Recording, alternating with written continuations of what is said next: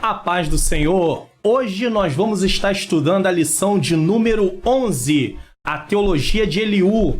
O sofrimento é uma correção divina?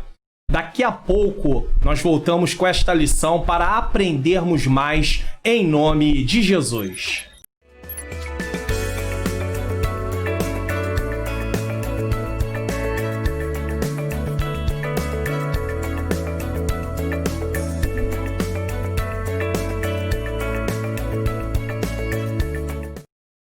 A lição de hoje vai tratar de um assunto no qual Eliú, o quarto amigo de Jó, tinha uma posição. Ele achava que o sofrimento é uma correção divina. Você concorda com isso? A Bíblia dá amparo a Eliú no que ele afirmou?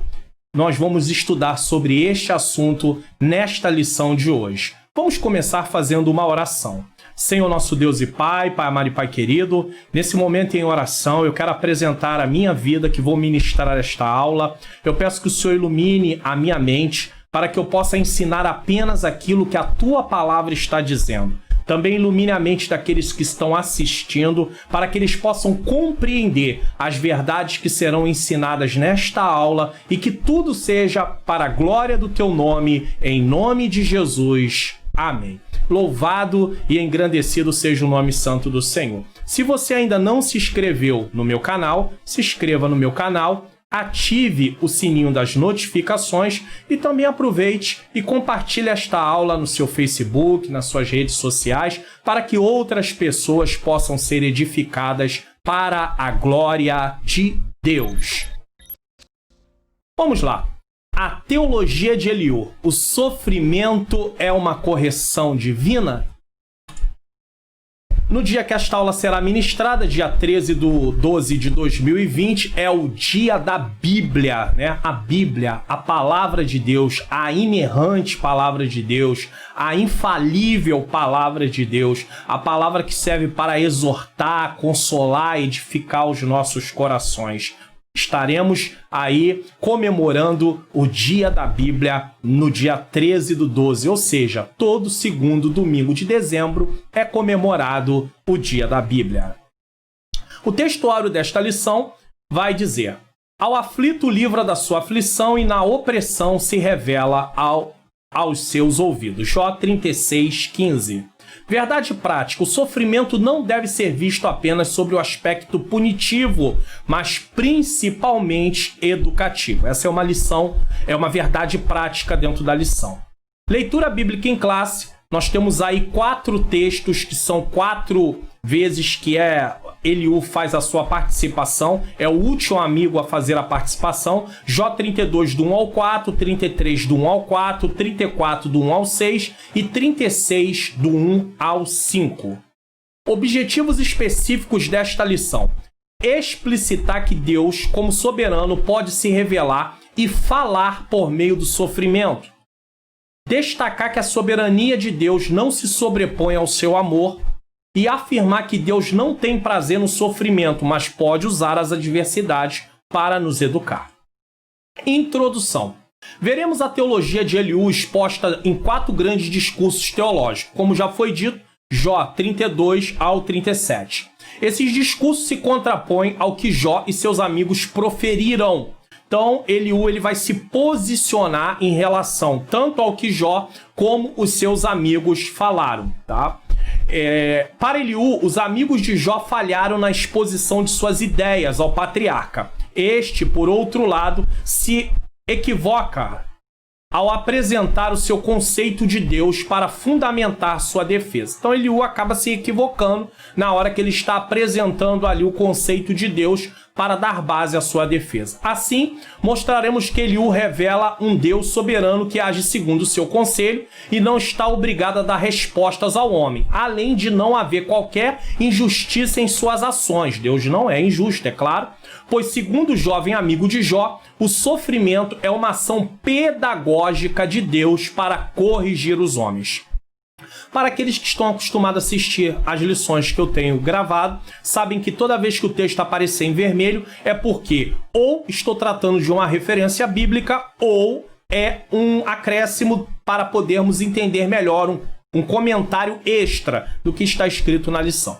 Eliú no hebraico significa ele é o meu Deus, ou então meu Deus é pai.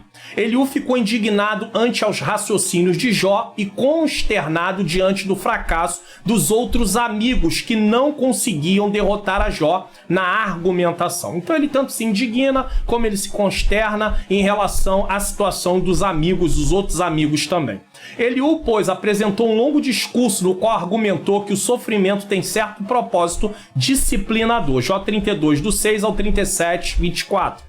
De fato, essa é uma resposta comum para tentar explicar por que motivo o ser humano sofre e, como é evidente, reveste-se de algum valor, embora existam outras respostas. O que isso quer dizer? Isso quer dizer o seguinte: o sofrimento humano, nem sempre a resposta para ele, a definição dele, tem a ver com a questão de estarmos aprendendo alguma coisa. Deus está ali nos ensinando, questão pedagógica. Então Eliú traz isso como exemplo, porém isso não abrange o todo. Eliú é descrito, Jó 32, 2, como filho de Baraquel, o buzita da família de Rão.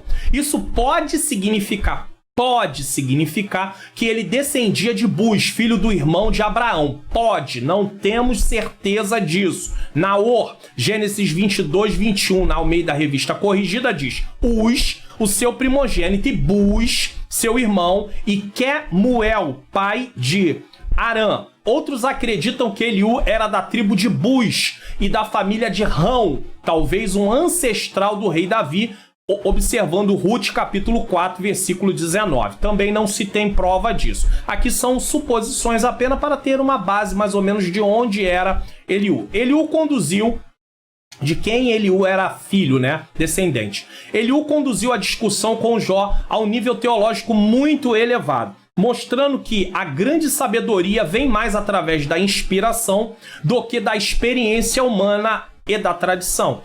Sabedoria essa que foi mostrada durante uma lição anterior, que tratamos aí sobre a questão da sabedoria, a verdadeira sabedoria, a sabedoria de Deus. Então, a sabedoria de Deus vai muito além de experiência humana ou da tradição, daquilo que vai passando entre aqueles que servem ao Senhor.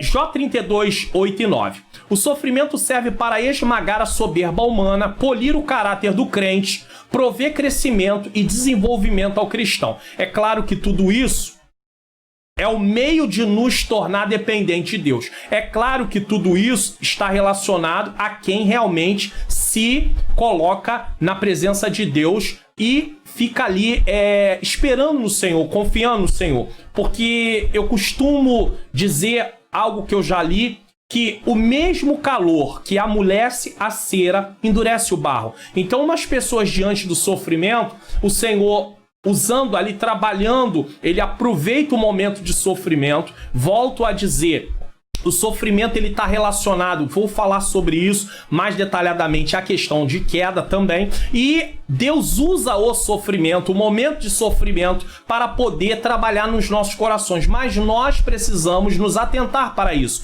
Existem pessoas que no momento do sofrimento se revoltam contra Deus, murmuram, espraguejam, falam várias coisas porque eles não entendem porque estão vivendo daquele jeito e atacam a Deus e acabam ali concluindo o propósito do inimigo, que é justamente lançar o ser humano contra Deus para que o ser humano não receba o Senhor, não aceite o Senhor como Senhor de sua vida e com isso possa não ter salvação para a sua alma. O sofrimento como uma forma de revelar a Deus. Então, no tópico 1, nós vamos tratar do sofrimento como uma forma de revelar a Deus. Deus é soberano. Isso está baseado no capítulo 33, do 14 e 15. Nesse primeiro discurso, Eliú destaca a queixa de Jó porque Deus não lhe respondera.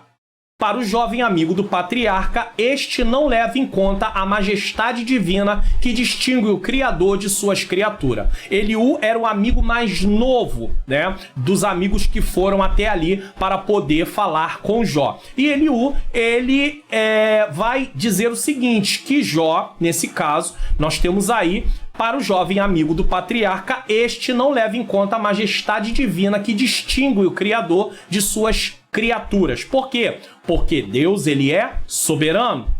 É bem verdade que Jó, houve um momento, logo no início do que tudo lhe aconteceu, Jó, ele disse, o Senhor deu, o Senhor tomou, bendito seja o nome do Senhor. Então Jó estava ali diante de uma situação que ele reconhece que Deus faz o que ele quer. Então Jó reconhecia a soberania divina. Mas com o passar do tempo, os amigos ali afrontando, falando que Jó tinha pecado, Jó se defendendo, mostrando que não tinha pecado, e agora começa uma discussão que não chega a uma conclusão. Por quê?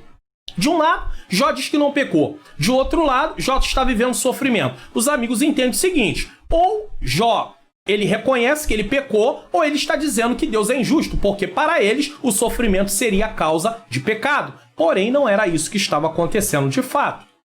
Nesse sentido, Jó havia ignorado que Deus é infinitamente maior do que o homem e não precisa explicá-lo acerca das suas ações nem de seu silêncio. Então, aqui Eliú faz uma colocação mostrando que Jó ele tinha ignorado essa soberania de Deus. O que é soberania? A soberania de Deus é a sua autoridade inquestionável, não pode ser questionada, que exerce sobre todas as coisas criadas, quer na terra, quer nos céus, dispondo de tudo de acordo com os seus conselhos e desígnios. Deus não precisa pedir autorização para ninguém para fazer nada. Deus faz o que quer, quando quer, como quer. Ninguém pode questionar a Deus por suas ações. É justamente por isso que as pessoas erram de forma grave. É claro que eu não estou dizendo com isso que Deus vai trazer sobre elas juízo e tudo, mas você não tem como determinar, decretar ou ordenar para Deus fazer qualquer coisa. Deus é criador. Nós somos criatura. Se eu tentar decretar, ordenar ou determinar uma pessoa para fazer alguma coisa, ela não vai fazer. Por quê? Porque eu preciso entender que eu não posso nem decretar, nem determinar e nem ordenar. Imagine, eu sou casado, tenho a minha menina princesa, Ângela Manhãs Luna, chegar para ela e falar para ela assim, eu determino, ou eu decreto, ou eu ordeno que você faça minha janta agora. Ela não vai obedecer isso. Por quê? Porque essa não é a forma de eu me comportar com ela, entendendo que eu sou o marido, eu posso ser o líder, eu posso ser o cabeça dentro do lar, porém, eu não tenho direito de tratá-la dessa forma. Eu preciso entender quem eu sou e quem ela é e quais são os nossos papéis dentro do casamento. Assim é a relação do crente com Deus. Deus é criador, eu sou criatura, eu não posso determinar, eu não posso ordenar, mas Deus, ele é soberano. A soberania divina está baseada na sua onipotência. Ele tem todo o poder. Onipresença. Deus está em todos os lugares. E na sua onisciência, Deus sabe de todas as coisas. Deus é absoluto e é necessário. Deus é absoluto e é necessário. Todos precisamos dele para existir. Sem ele, não há vida nem movimento. Isso é uma coisa que nós temos que reconhecer sempre quando nós estamos diante do nosso Deus, de dia e à noite. Nós temos que reconhecer que sem ele, se Deus tomar de nós o fôlego de vida, nós caímos mortos. E às vezes, nos sentimos tão autossuficientes. Achamos que não dependemos de Deus para nada. Até mesmo sendo cristãos, nós achamos que podemos agir de forma sozinha, isolado, com a nossa autossuficiência. E com isso nós nos afastamos de Deus, desconhecemos quem é Deus. É por isso que nunca se houve tanta necessidade de ser ensinado para as pessoas quem é Deus. É preciso estudar sobre os atributos de Deus. É preciso conhecer Deus através da revelação que ele deixou, que é a Bíblia Sagrada. A teologia sistemática, ela agrupa as doutrinas sobre a palavra de Deus. Isso facilita estudarmos sobre determinadas doutrinas. Então, quando você quer estudar sobre Deus, ela é chamada de teontologia. Você vai estudar sobre Deus, quem é Deus, quais são os atributos de Deus, os atributos comunicáveis, os atributos incomunicáveis. O que são atributos comunicáveis? É aquilo que Deus permite que o homem tenha, é claro que não perfeitamente, mas o homem pode ter. O que é atributos incomunicáveis? É atributos que só Deus tem. Por exemplo, soberania,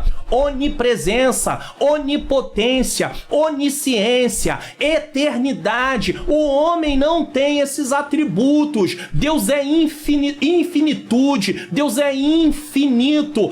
Grandes coisas o Senhor tem, Ele é. Então nós não podemos alcançar isso. Nós precisamos urgentemente estudar sobre quem é Deus, porque uma vez que eu entenda quem é Deus, eu vou entender o meu lugar no plano da salvação e eu vou saber me dirigir ao meu Senhor, aquele que me amou de tal maneira que deu seu Filho unigênito para que todo aquele que nele crer não pereça, mas tenha vida eterna. E eu fui alcançado por este grande plano, por este grande amor, por este grande Deus que, mesmo sem eu merecer, sem eu ter mérito nenhum, quis salvar a minha vida da separação eterna e do tormento eterno. Louvado seja o nome santo do Senhor.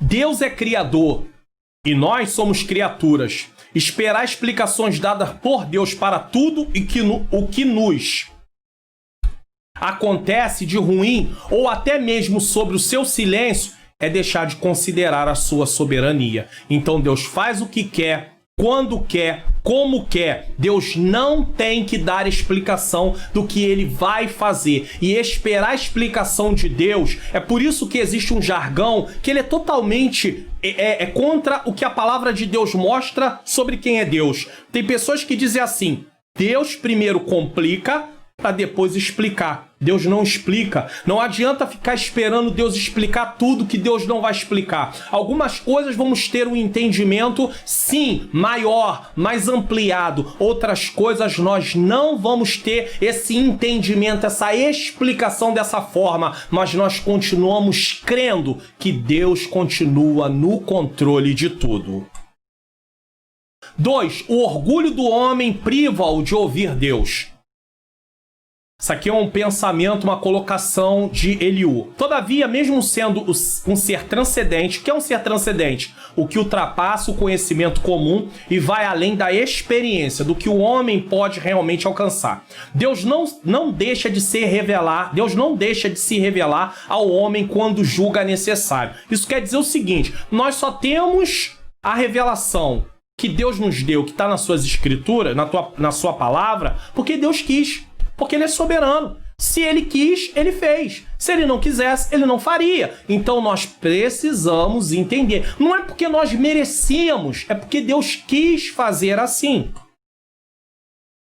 Por isso, Eliú não aceita o argumento de Jó sobre o silêncio de Deus, pois ele fala ao homem de várias maneiras, incluindo sonhos e visões. Então, para Eliú, Jó ele não estava correto, porque Jó tinha dito que Deus não havia respondido. E Eliú está dizendo: não, Deus tem formas de responder, Deus tem formas de falar. Por quê? Porque às vezes o orgulho do homem faz com que ele não ouça a Deus. Nesse caso, Eliú está trazendo ali uma argumentação para provar o seguinte: o seu pecado, Jó, tem feito você não conseguir ouvir a Deus. É bom lembrarmos que Jó não havia cometido um pecado especificamente para estar vivendo aquele momento, mas Eliú está defendendo que o orgulho do homem o priva de ouvir a voz de Deus. Isso é verdade?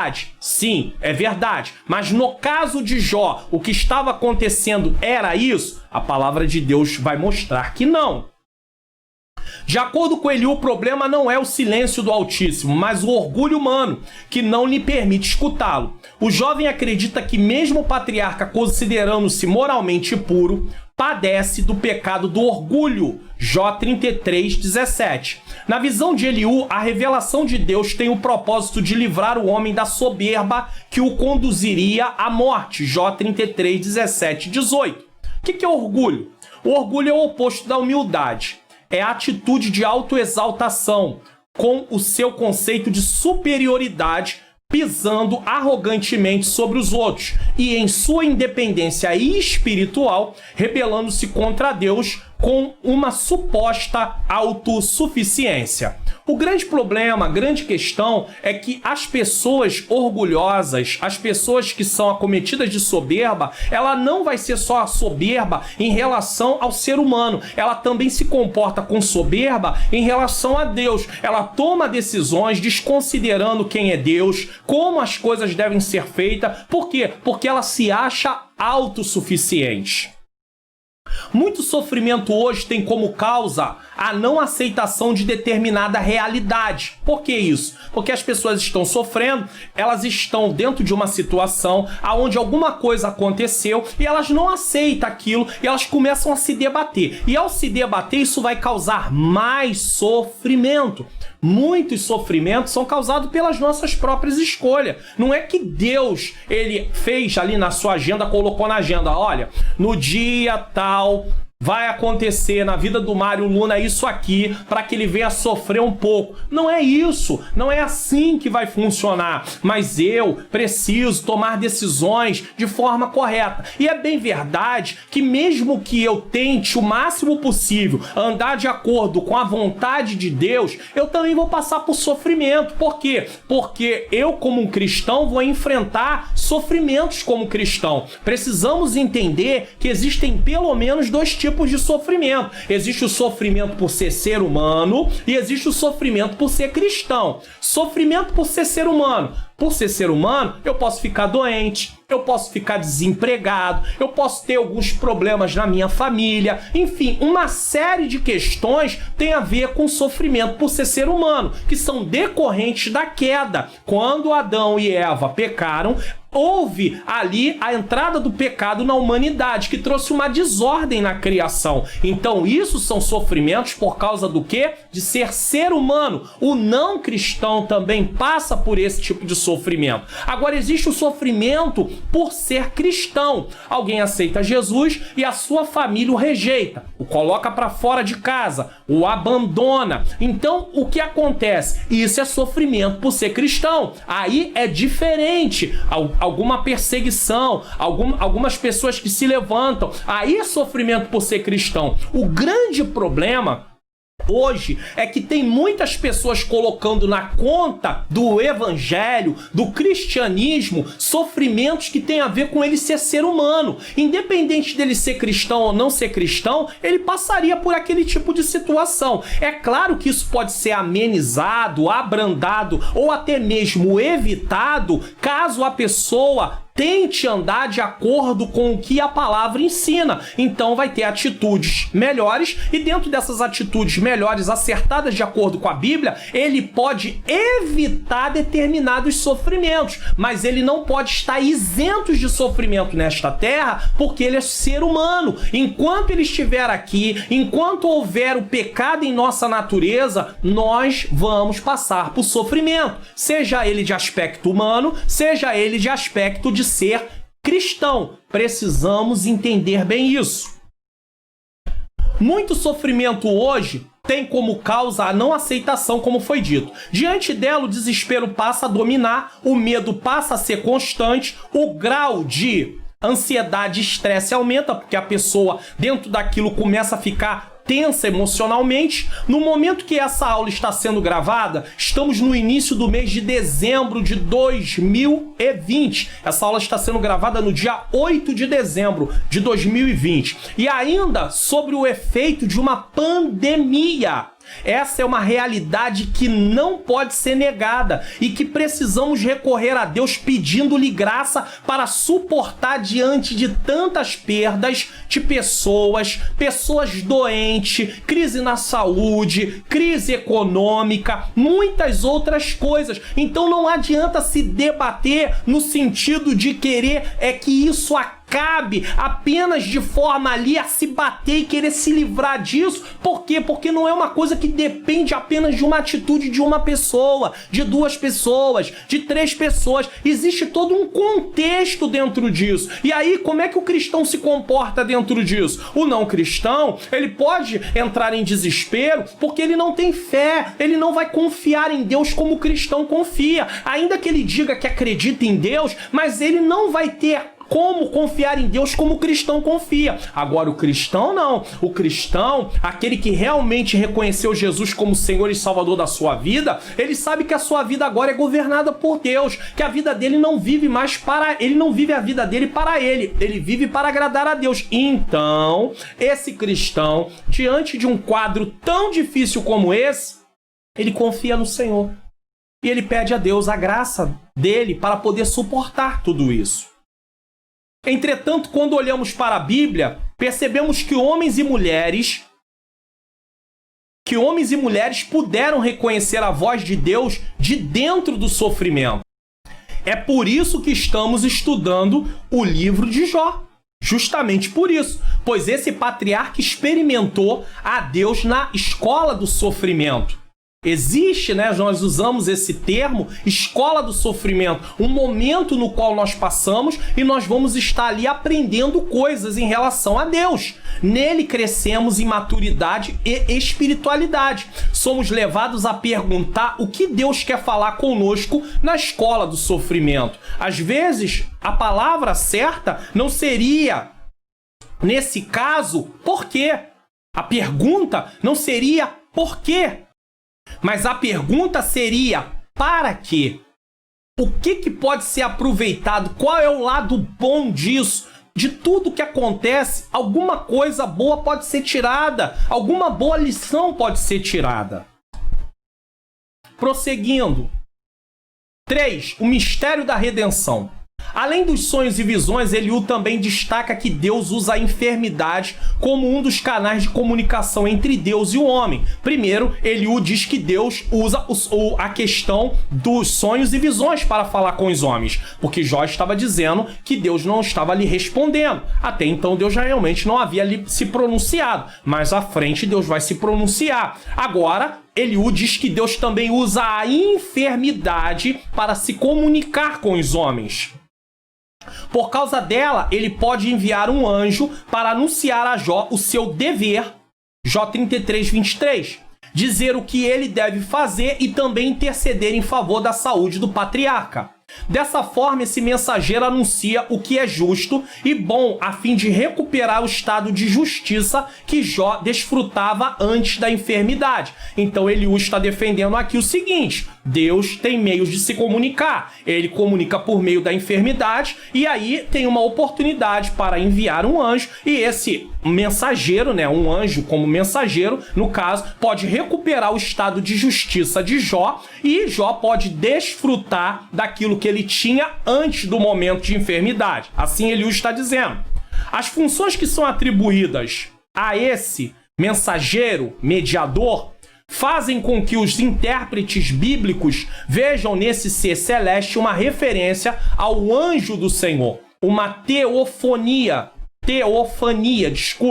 do Senhor Jesus Cristo. Gênesis 16, 9, 22, 11... Êxodo 3:2, Juízes 6:11, são textos no qual é apresentado no que se chama na teologia de teofania. O que é uma teofania? É uma aparição ou uma revelação da divindade, no caso Deus, não é de anjos nesse caso, manifestação de Deus.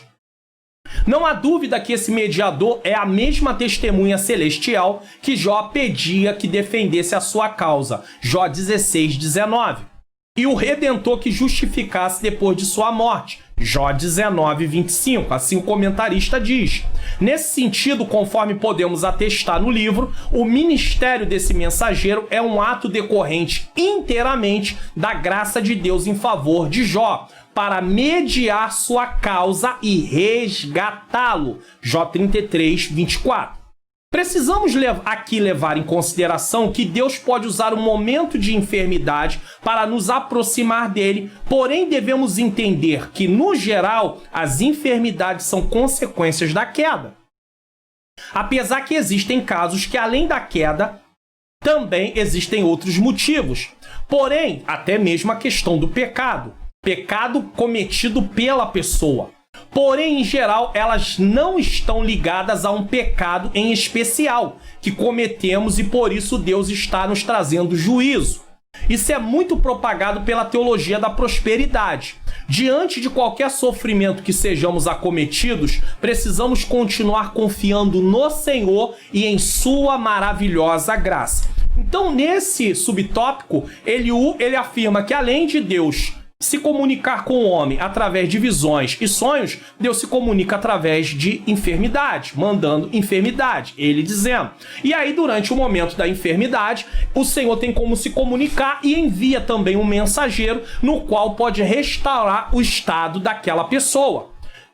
Entende-se, comentaristas, alguns estudiosos, que esse mensageiro pode ser o próprio Jesus Cristo. E para nós, como igreja, sabemos que o próprio Filho de Deus, ele intercede por nós. Ele venceu para que nós possamos, no nome dele, vencer também. E o que nós temos que fazer? Confiar no Senhor. O que eu preciso fazer? Confiar no Senhor. Por quê? Porque esse tópico fala sobre o mistério da redenção. E Cristo é o quê?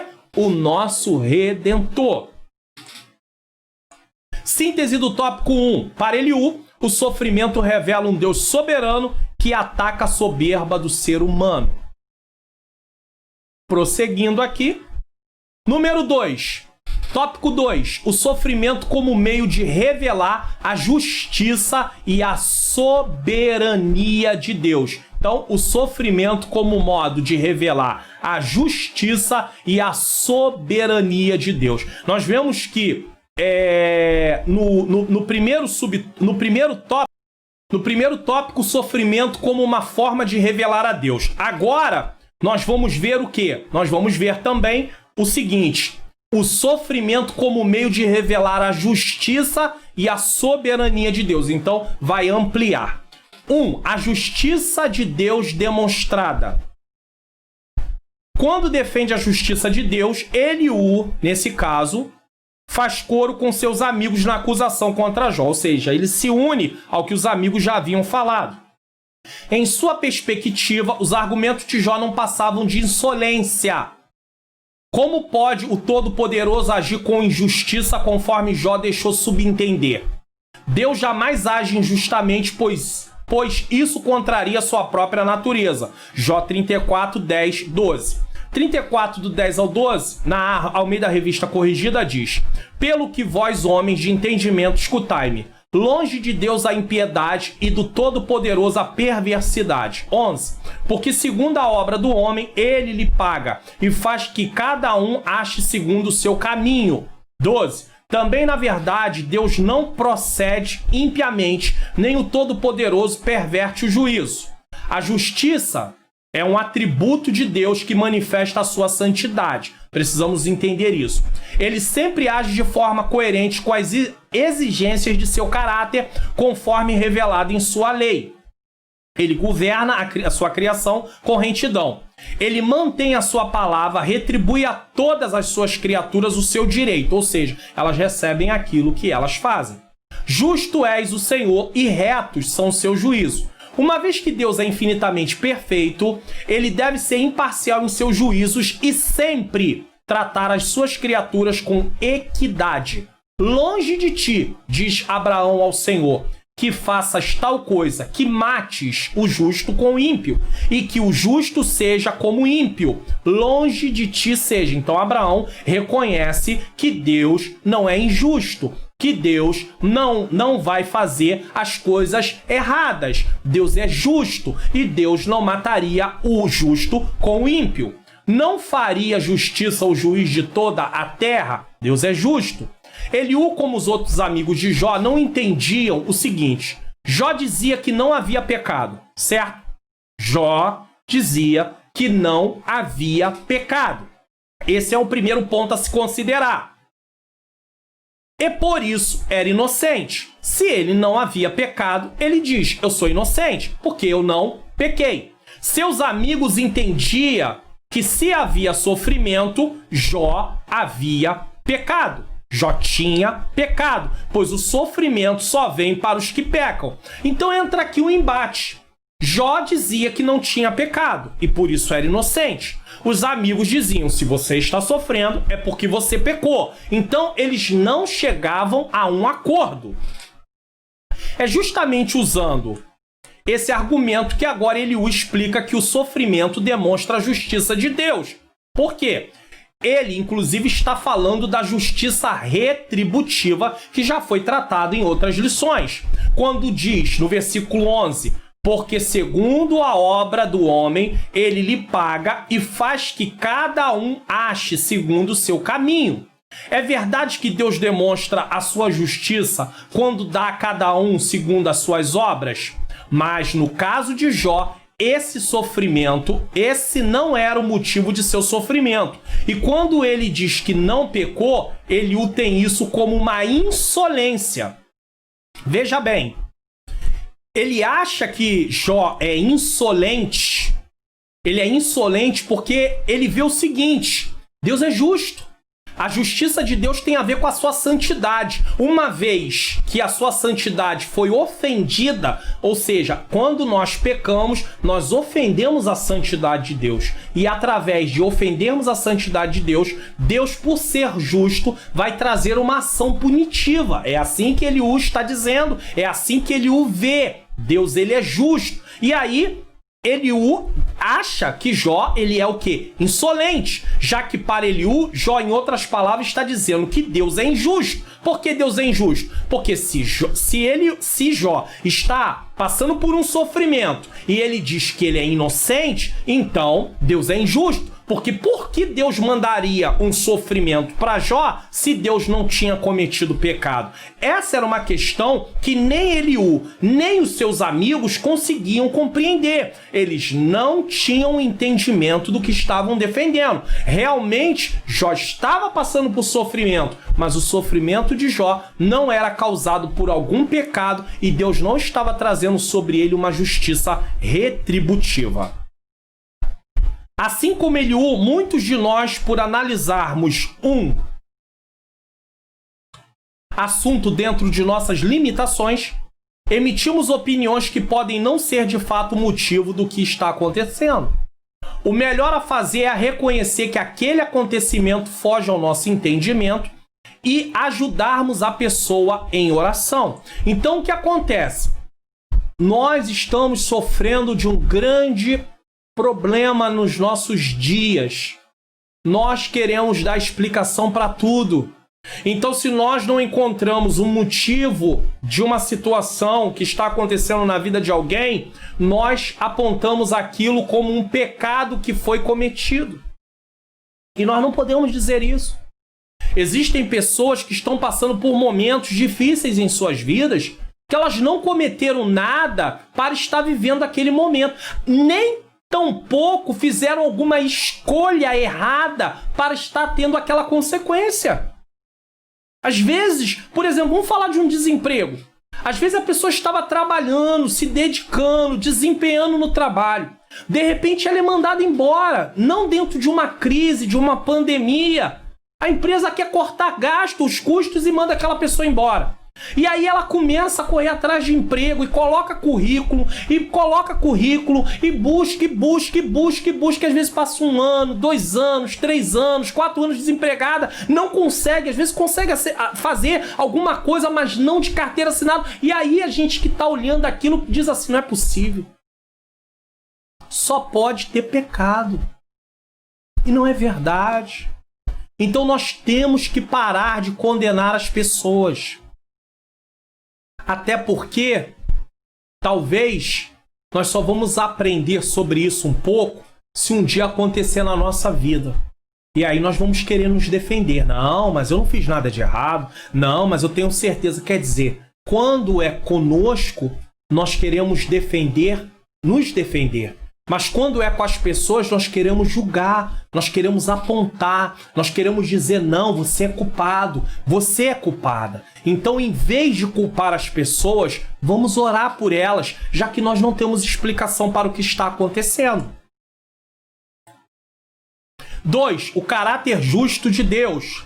Para não haver dúvida, Eliú passa a descrever o caráter justo de Deus. Então, nesse subtópico, Eliú vai fazer vai descrever várias coisas em relação ao caráter de Deus. Primeiro, ele age com justiça quando retribui ao homem o que ele merece. Então, quando Deus retribui ao homem o que ele merece, ele está agindo com justiça, porque a sua santidade foi o quê? Ofendida. Não era esse o caso de Jó. Jó 34:11. Segundo, no caráter de Deus há o quê? Deus não precisa prestar contas de seus atos a ninguém, visto que não recebeu autoridade de nenhum outro ser criado. Isso quer dizer o quê? Deus é soberano. Sendo Deus soberano, ele não precisa prestar contas a ninguém do que está fazendo. 3. Como o provedor da vida humana, ele tem todo o poder de manter ou não a humanidade. Isso quer dizer o quê? Deus dá a vida e Deus pode tomar a vida. Ana, no seu cântico, quando ela engravidou de Samuel, quando ela apresentou Samuel no templo, ela vai fazer um cântico no primeiro livro de Samuel, e ela fala que Deus é o que dá a vida e aquele que tira a vida. E realmente, esse é um dos atributos de Deus. Isso vai apontar para o seu caráter. Deus pode dar a vida, Deus pode tirar a vida. E eu preciso ter consciência disso. Se eu levanto todo dia, é porque Deus me deu vida para poder estar vivo. Às vezes, eu e você, diante de determinadas situações da vida, nos queixamos, esquecendo-se da bondade, da misericórdia de Deus. Estamos vivos, estamos com saúde. Às vezes alguma coisa não está correndo bem, às vezes a pessoa ficou enferma, às vezes a pessoa ficou desempregada, às vezes a pessoa está com outro problema, mas ela precisa entender que ela está viva. Ela pode levantar as mãos para o céu e agradecer a Deus: eu estou vivo. Enquanto se olharmos para outras pessoas, elas já partiram ou até estão em situações muito piores do que a nossa. E aí nós muitas das vezes somos ingratos. Deus é o provedor da vida. Ele dá e ele tira a vida de quem quer. Agora entenda uma coisa: não quer dizer que porque uma pessoa partiu com pouca idade, quer dizer que Deus tirou a vida dele porque estava trazendo sobre ele juízo. Nós não temos entendimento dessas coisas, então não podemos julgar.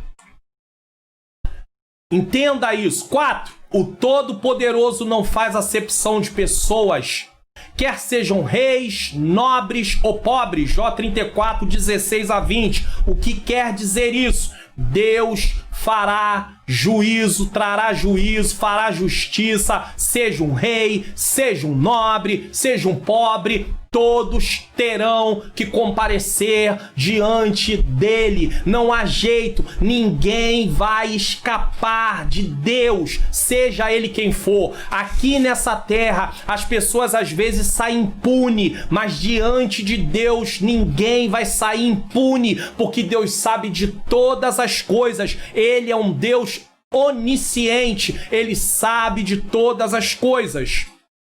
5, Deus é onisciente. Olha, acabei de dizer. E como tal, conhece o espaço e as intenções de todos os homens, sem precisar inquiri-los em juízo. Jó 34, 21 a 25. Os homens, para poder julgar alguém, precisam de provas, precisam reunir provas para poder condenar alguém. Deus não precisa reunir provas para condenar ninguém, porque Ele é Deus, Ele vê todas as coisas. Ainda que os homens digam que são inocentes, eles vão estar sendo culpados diante de Deus, porque Deus conhece a sua situação. Se realmente eles forem culpados, Deus os terá como culpados. Se realmente fizeram alguma coisa que passou desapercebida aos olhos humanos, ou que conseguiram alguma coisa para poder se livrar daquilo que cometeram, mas aos olhos de Deus ninguém passa impune. E em sexto lugar, Ele é justo para punir os maus. Jó 34, 25, 30. Entenda, Deus é justo, mas nós não podemos ficar usando a justiça de Deus para desejar coisas ruins para as pessoas, dizendo, não, pode deixar, Deus vai te cobrar, Deus vai fazer, Deus vai acontecer. Às vezes, diante de uma situação, a gente está aborrecido, nós estamos aborrecidos, e aí a gente começa a maldizer as pessoas, a falar contra elas, a dizer que Deus vai trazer juízo, Deus vai cobrar, Deus vai fazer acontecer. Nós não temos esse direito. Deus não age de acordo com a minha vontade, Deus age de acordo com a vontade dele. Deus tem os seus próprios meios, sua própria maneira de agir. Deus não vai fazer no meu tempo, Deus não vai fazer do meu jeito, Deus não vai fazer como eu quero, Deus não vai fazer desse jeito, Deus vai fazer como Ele quer. Às vezes, eu até vou ficar frustrado, porque a forma de Deus agir vai parecer que as coisas estão passando desapercebidas a Ele. Não estão passando. Porém, eu não tenho a qualificação de querer que Deus faça o que eu quero. Por quê? Porque Deus é criador e eu sou criatura. Prosseguindo. 2. A defesa da soberania de Deus. Atente para a seguinte pergunta. Será que Deus deve recompensá-lo segundo o que você quer ou não quer? Jó 34, 33. Eliú encerra o capítulo mostrando a Jó que Deus, em sua soberania, é livre vontade, não tem obrigação de agir segundo o querer do homem. Tá? Sendo soberano, ele não está sujeito a qualquer julgamento humano. Nós estamos tão acostumados a julgar decisões humanas que quando nós estamos falando em relação a Deus, nós queremos fazer a mesma coisa. E isso é a nossa natureza pecaminosa falando mais alto.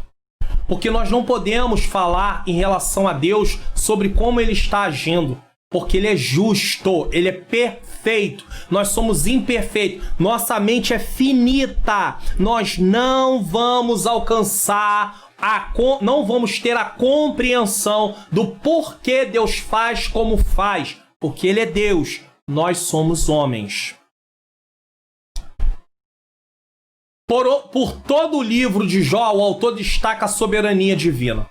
Um exemplo disso está claro no uso da palavra todo-poderoso, que ocorre 31 vezes. Para Eliú, portanto, por ser soberano, Deus jamais age com injustiça, como Jó dera a entender. Todavia, é preciso destacar duas coisas sobre a fala de Eliú. Duas coisas. Primeiramente, ele, assim como seus amigos, erra por partir do princípio de que Jó havia cometido pecado. Jó tinha pecado? Não tinha pecado. Mas eles acham que Jó pecou, porque na teologia deles, eles acreditavam que somente quem pecou passaria por sofrimento. Em segundo lugar, Eliú exalta apenas a justiça de Deus e nada diz acerca de sua misericórdia. Para ele, o Altíssimo havia posto sua justiça soberana acima do seu amor. E o que é um erro crasso? O que é um erro crasso? É um erro grosseiro, é um grande erro. Deus, sem dúvida alguma, é justo, mas grandiosamente amoroso e misericordioso. Assim como Eliú, muitos de nós não atentamos que Deus é um ser perfeitamente equilibrado em seus atributos. Deus não é desequilibrado, Deus é equilibrado. Ele é ao mesmo tempo justo, ao mesmo tempo misericordioso, ao mesmo tempo amoroso, ao mesmo tempo longânimo, ou seja, paciente e etc, etc, etc. Deus, em sua essência, não pode trazer juízo sem usar seu amor e sua misericórdia. Não é igual aos homens. Os homens, às vezes, querem justiça. Então, não importa que Deus faça, que tomara que aconteça uma coisa ruim contra aquela pessoa. Mas aí não tem misericórdia, não tem longanimidade, não tem compaixão, não tem nada. Deus não age assim. Deus, ao mesmo tempo que é justo, é amoroso. Ao mesmo tempo que é amoroso, ele também é misericordioso. Precisamos compreender isso. Deus, em sua essência, não pode trazer juízo sem usar seu amor e sua misericórdia. Não tem como desvincular isso. O ser humano consegue. Por quê? Porque o ser humano é uma criatura. Deus é criador. O ser humano está em condição de pecado. Ele tem a natureza pecaminosa. Então ele sobressai uma coisa e anula a outra. Deus não age desse jeito. A essência de Deus é perfeito. Os atributos trabalham em plena concordância. Há uma concordância, uma harmonia. O ser humano não. Se beneficia ele, aí ele está ali, junto. Ele está agradando. Se não beneficia ele, ele deixa essa parte e passa a agir de outra forma. E agora ele é uma outra pessoa, parece pelo menos que é uma outra pessoa, age de uma outra forma. Deus não, Deus ele é equilibrado. Deus age em harmonia, amor com justiça, com misericórdia, com longanimidade. Esse é o Deus que nós servimos. Torno a repetir, nós precisamos estudar sobre quem é Deus. Veja que Oséias já diz no seu texto no qual ele escreveu: conheçamos e prossigamos em conhecer ao Senhor. Oséias capítulo 6, versículo 3. O próprio Oséias também diz em 4:6: o meu povo foi destruído porque lhe faltou conhecimento. Nós precisamos urgentemente estudar sobre quem é Deus. Uma vez que eu estude quem é Deus, eu vou reconhecer o lugar dele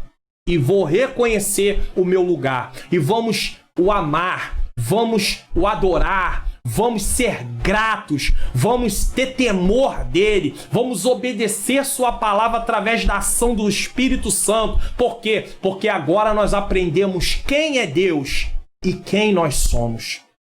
Lembra, no final do texto do livro de Jó, Jó vai fazer uma afirmação: eu te conhecia de ouvir falar, mas agora os meus olhos te veem. Ou seja, Jó estava num novo nível de compreensão a respeito de Deus. É isso que eu e você precisamos. E Deus pode usar o sofrimento. Não estou dizendo enviar o sofrimento, mas o sofrimento causado por causa da queda. Deus pode usar o sofrimento, seja por causa de ser humano, seja por causa de servir ao Senhor como cristão, para nos fazer entender quem é o Senhor e quem nós somos. A intenção de Deus ao trazer juízo e nos levar a intenção de Deus ao trazer o juízo é nos levar ao arrependimento. Deus não tem prazer na morte do ímpio. Está bem escrito, bem descrito. Ezequiel fala sobre isso. Ele fez isso várias vezes com Israel no Antigo Testamento. E todas as vezes que o juízo trazia a destruição definitiva de alguém ou de alguma nação, Deus já havia dado tempo para eles se arrependerem, mas eles não deram ouvido. Gênesis 15 a 16. Isso aqui é muito interessante. Antes de ler esse texto, todas as vezes que Deus traz juízo sobre Israel, todas as vezes que pessoas até são mortas, todas as vezes que outros povos são mortos, Deus havia dado tempo para que eles pudessem mudar suas atitudes. E agora ele faz agora a sentença se cumprir, o juízo dele se cumprir. Por causa do quê? Por causa do descrédito, por causa da falta de temor. E por que a falta de temor? Por que a falta de obediência? Por desconhecermos quem Deus é. Então estude sobre Deus, compre uma teologia sistemática, no qual possa você aprender quem é Deus, quem é o Espírito Santo, quem é Cristo, quem é o homem, o que é pecado, o que é a doutrina da salvação. Isso vai te ajudar muito a ter uma compreensão ampliada desses assuntos, dessas doutrinas. Isso vai proteger você também, de certa forma, do que se é ensinado por aí, que vai na contramão de quem Deus é, de quem Cristo é, de quem o Espírito Santo é, de quem o próprio homem é. O apóstolo Paulo, certa feita, disse: miserável homem que sou, quem me livrará do corpo dessa morte? Em Cristo Jesus nós temos vida eterna, mas sem Cristo estamos condenados. Gênesis 15 e 16. E tu irás a teus pais em paz, Deus falando, e em boa velhice será sepultado. Versículo 16, quando Deus está fazendo promessa a Abraão. E a quarta geração tornará para cá, a quarta geração de Abraão, porque a medida da injustiça dos amorreus não está ainda cheia. Veja bem, Deus faz promessa a Abraão e diz que a medida dos amorreus não está ainda cheia. Ele dá tempo para trazer o juízo e no tempo certo foram arrancados da terra quem? Os amorreus, tá? E a terra dada aos descendentes de Abraão, Israel.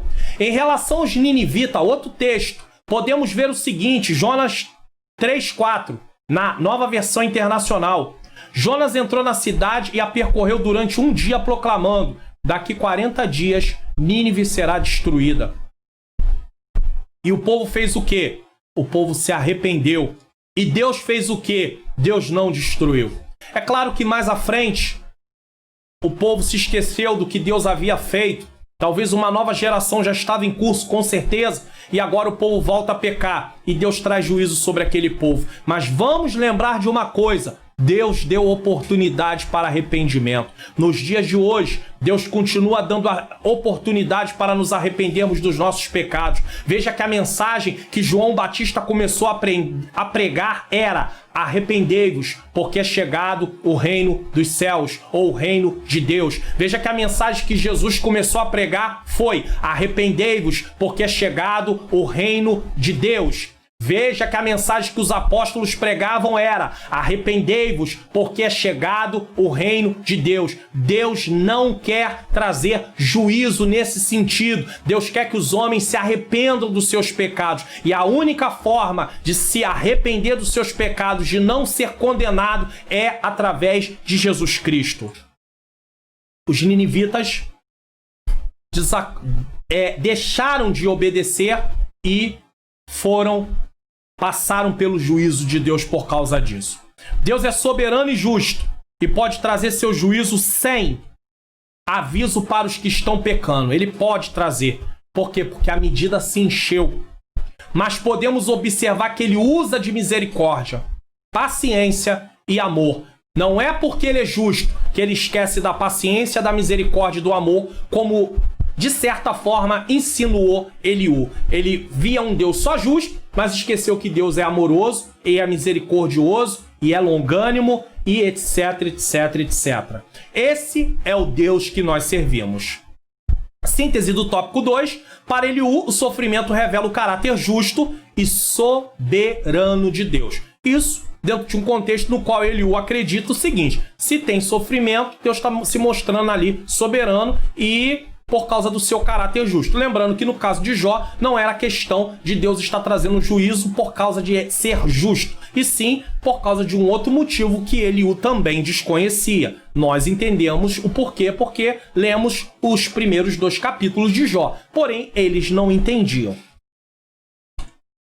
3. O sofrimento como um instrumento pedagógico de Deus. Agora Eliú vai trazer um fato novo dentro da discussão. Até então, nenhum dos amigos de Jó trouxe sobre isso, mas Eliú vai fazer um acréscimo aqui e vai mostrar que no sofrimento há oportunidade de aprendermos.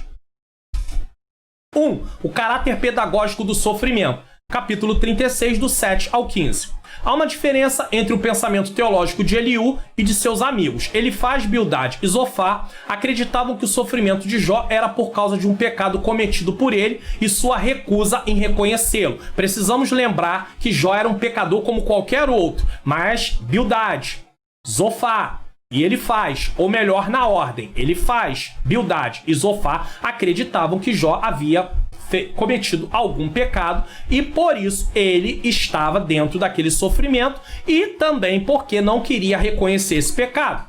Eliú também crê dessa forma, mas vai além. Embora compreenda que durante sua aprovação Jó se comportou de forma pecaminosa, Eliú introduz a ideia de que o sofrimento tem um caráter pedagógico. Até então ninguém havia falado sobre isso. Jó 36,15, nesse livro. O caráter pedagógico do sofrimento está na capacidade de nos fazer refletir e voltar para Deus. Porque quando nós estamos dentro de um sofrimento, nós temos uma oportunidade de refletir sobre tudo que está acontecendo. Ainda que não venhamos entender, o correto é nos voltar para Deus. Dessa forma, os justos aprendem com o sofrimento. O apóstolo Pedro, escrevendo para seus leitores sobre a esperança da vida eterna, nos ensina o seguinte.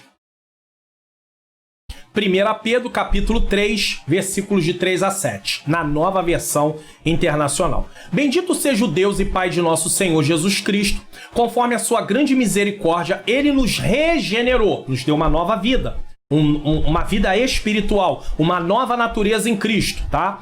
Para uma esperança viva, porque somente quem foi regenerado, somente quem recebeu a natureza, a nova natureza, a natureza de Cristo, pode realmente desfrutar dessa esperança viva, por meio da ressurreição de Cristo dentre os mortos, porque se Jesus ressuscitou, ele nos dá o direito de um dia também termos a ressurreição e termos um corpo glorificado. 4. Para uma herança que jamais poderá perecer. Pedro está falando de uma herança que jamais poderá perecer, macular-se ou perder o seu valor. Jesus falou sobre ajuntar tesouro nos céus. Pedro está falando dessa mesma herança. Herança guardada nos céus para vocês. Versículo 5. Que mediante a fé, ou seja, a confiança em Deus, a entrega total a Deus, são protegidos pelo poder de Deus até chegar à salvação prestes a ser revelada no último dia. Então, uma vez que eu confio em Deus, que eu entreguei minha vida totalmente a Deus, eu sou protegido através do poder de Deus para chegar à salvação plena. Nós temos aceitado a salvação, mas ela não está em sua plenitude ainda. Versículo 6. Nisso vocês exultam, ainda que agora, por um pouco de tempo, devam ser entristecidos. Por quê? Porque estamos no mundo. Como cristão, vamos sofrer aflições, perseguições. Como ser humanos, vamos sofrer também problemas, lutas, dificuldades. Aí o apóstolo Pedro diz, nisso vocês exultam. Exultam, ainda que agora, por um pouco de tempo, devam ser entristecidos por todo tipo de provação. Versículo 7, aí ele vai dizer como isso vai acontecer. Assim acontece para que fique comprovado que a fé que vocês têm, muito mais valiosa do que o ouro que perece, mesmo que refinado pelo fogo, é genuína. Que coisa maravilhosa. O que Pedro está falando? Eu e você temos certeza. Não Deus, porque Deus é onisciente, é presciente. Deus não precisa me colocar diante de alguma prova para saber se eu sou fiel. Deus já sabe disso desde o início até o final da minha vida. Mas eu mesmo, diante das provações, das dificuldades, das lutas, vou poder observar se a minha fé é ou não genuína. E uma vez que eu venha observar e veja que essa fé não é genuína porque eu estou desistindo, porque eu estou murmurando, eu preciso me arrepender e pedir ao Senhor que eu possa realmente ter força através da ação do Espírito Santo para poder crer e confiar plenamente. Então o apóstolo Pedro está dizendo o seguinte: assim acontece para que fique comprovado. Para quem? Para Deus? Não, para mim. Para eu, melhor dizendo. Que a fé que vocês têm, e também um ao outro, fique comprovado entre nós, porque aí eu olho para o meu irmão e digo, que fé, ele tem confiado em Deus, Deus me ajuda a ter uma fé parecida, porque aí ele naquele momento, ele serve de modelo para a minha vida, no qual ele olha para Cristo e vive a vida que Cristo quer que ele viva. E aí eu olho para ele e falo, não, ele também é um exemplo, ele é um modelo em Cristo Jesus. Eu quero também viver dessa mesma forma. Então o apóstolo Pedro está dizendo, assim acontece para que fique comprovado que a fé que vocês têm, muito mais valiosa do que o ouro, a fé é muito mais valiosa do que qualquer bem material, que perece, mesmo que refinado pelo fogo, é o quê? Genuína. Por quê? Porque você não desiste. E resultará. Qual vai ser o resultado dessa fé genuína? O poder de Deus nos guarda. Nós temos uma esperança viva. E qual vai ser o resultado? Resultará em louvor, glória e honra quando Jesus Cristo for o quê? Revelado. Quando Jesus vier buscar a sua igreja, nós vamos receber a herança que nos foi preparada. O Senhor nos dará essa herança. Então, dentro desse processo de sofrimento, nós não podemos desistir. Precisamos nos aproximar mais de Deus, confiar mais em Deus. É por isso que o conceito de vitória em nossos dias está distorcido, pois a vitória do cristão não está relacionada com conquistas materiais, e sim com suportar através da graça de Deus, não das suas forças, não dos seus méritos, mas suportar através da graça de Deus os sofrimentos. Passando pelos desertos da vida, aprendendo a ser dependente de Deus, e assim, a cada dia, confiando mais em Deus até concluirmos nossa carreira aqui na Terra. Cada experiência, boa ou má, traz consigo novas oportunidades para aprendermos mais acerca de Deus. Você já parou para pensar nisso? Cada experiência, seja ela boa ou má, nos traz oportunidades para aprendermos mais acerca de Deus. Isso aconteceu com Jó. Pode acontecer comigo e pode acontecer também com você. 2. Adorando a Deus na tormenta. No capítulo 36 e versículo 26, Eliú afirma que Deus é grande e nós o não compreendemos. Para ilustrar o argumento da grandeza de Deus, ele faz uma explanação sobre a ação de Deus nas estações do ano. Aí ele vai usar o outono, inverno, tá? Outono, inverno, primavera e verão. O argumento de Eliú tem por objetivo demonstrar a grandeza de Deus sobre a criação. Deus controla tudo.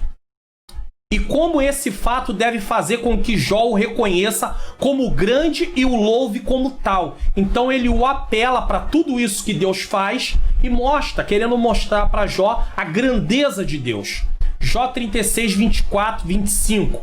A fala de Eliú põe em destaque o argumento contraditório de Jó, que por um lado magnificava a majestade de Deus, mas por outro lado murmurava contra ele. Essa murmuração é no sentido de não entender o que estava acontecendo. Por que Deus não me responde? Por que está acontecendo o que está acontecendo? Eu sou inocente, eu não sou culpado.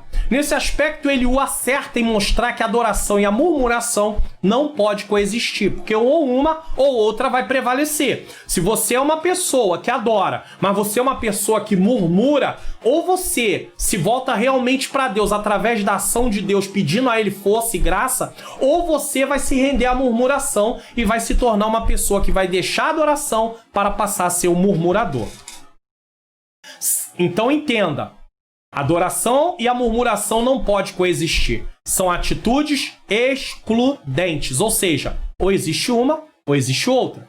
Jó 36, 6 a 13 ilustra de forma poética o pensamento do orador. É uma metáfora da situação do patriarca que, no meio da tormenta, em todo o seu impacto e estrondo, pode contemplar o caráter pedagógico do amor de Deus. Porque dentro dos momentos difíceis podemos aprender coisas sobre Deus. O pastor Claudio Honor de Andrade, em seu livro Jó, o problema do sofrimento do justo e o seu propósito, vai dizer o seguinte: nos fala sobre a pedagogia da prova. O Senhor conduzia a Jó através das mais difíceis e inimagináveis provas, a fim de que ele viesse a tornar-se um instrumento ainda mais valioso e útil para o seu reino. Lembra de Pedro falando que assim como o ouro que perece? Quão maravilhosa é a pedagogia do sofrimento! Se incrédulos, ensina-nos a crer. Às vezes nós somos ansiosos e Deus, através de nos ensinar a esperar, essa ansiedade ela vai diminuindo. Ela vai diminuindo. Ela vai diminuindo. Então Deus tem formas de trabalhar. Aqui ele fala sobre a questão de ser incrédulo. Então ele vai nos ensinar a crer. Às vezes a gente acha, não é possível. Não, Deus não tem como fazer isso. E aí Deus nos ensina a crer. Não de uma forma no qual eu quero que Deus se apresente para mim, de uma forma que eu imagine, não. Mas Ele pode usar o sofrimento para me ensinar a crer.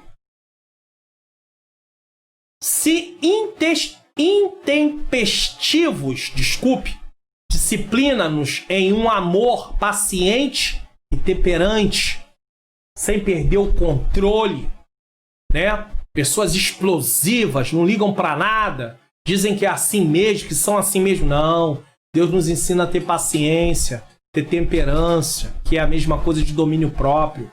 Ser indiferente leva-nos a chorar com os que choram e alegrar com os que se alegram. Quando você perde alguém da sua família, você aprende a valorizar ou ser atento para a dor do próximo. Quando você passa dificuldades financeiras, você passa a ser sensível à dor do próximo. Mas se você nunca passou por dificuldade financeira, se você nunca passou por alguma enfermidade, se você nunca passou por alguma situação de acordo com algumas coisas, você passa a ser indiferente. Mas aí passando, Deus nos ensina no sofrimento a sermos ali sensíveis à dor do nosso irmão, do nosso próximo. Quem já passou por depressão vai ter um olhar diferente para quem está em depressão, se ele realmente aprendeu dentro daquele momento. Quem já passou por dificuldade financeira vai ter um olhar ali mais voltado a quem está passando, se realmente ele aprendeu no momento de dificuldade financeira. Então, dentro do sofrimento, Deus pode nos ensinar lições preciosas. Sim, Deus educava Jó por intermédio do sofrimento. E o mesmo está ele fazendo neste instante. Com quem? Conosco. Ele pode estar usando o sofrimento para nos ensinar. Por isso, não se desespere. Este é o modo pelo qual o Senhor educa seus filhos.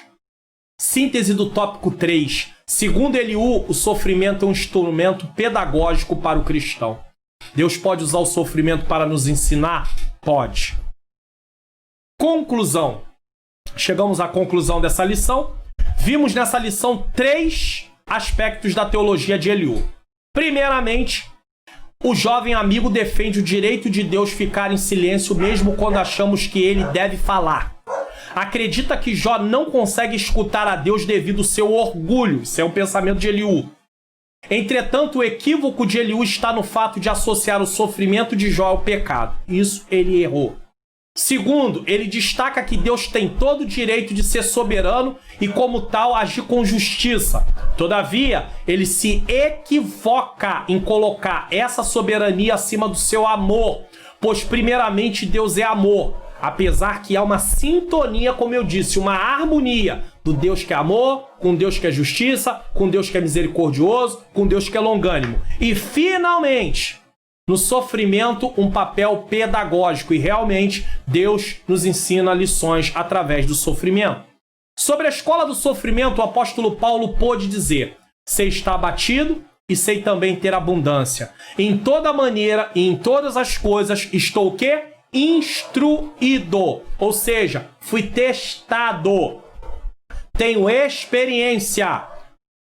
Lembra lá que em Romanos ele fala que a tribulação produz a paciência a experiência. Experiência nessa questão aqui de ser o quê? Instruído, de ter sido o quê? Aprovado naquela situação, de ter aprendido naquela situação. Então o apóstolo Paulo ele diz: tribulação produz paciência, paciência produz o quê? Experiência. Aí ele volta ao mesmo tema, dizendo aqui: sei estar abatido e sei também ter abundância. Em toda maneira e em todas as coisas estou o quê? Instruído. Recebi o quê? Experiência. Tanto a ter fartura como a ter fome, tanto a ter abundância como padecer necessidade. Aí o apóstolo conclui esse pedaço dizendo: posso todas as coisas naquele que me fortalece.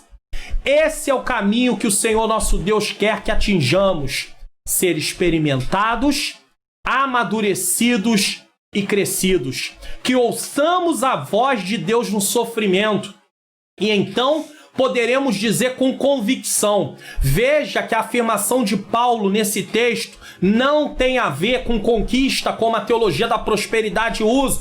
Irmãos, você tudo pode naquele que te fortalece. Determine, ordene, profetize que você vai conseguir conquistar essa casa, conquistar esse carro, conquistar esse imóvel, esse bem. Você vai... Paulo não está falando disso. Paulo está falando de suportar, aonde ele vai dizer que sabe estar abatido, ele sabe estar ser o exaltado, estar abatido, ser exaltado, não estar exaltado, estar abatido, padecer necessidade, ter abundância. Paulo está falando de suportar e ele finaliza dizendo: posso tudo naquele que me fortalece. Diante do sofrimento, que possamos ganhar, sermos experimentados, amadurecidos e crescidos, porque com certeza isso vai nos levar para mais perto de Deus, e estando mais perto de Deus,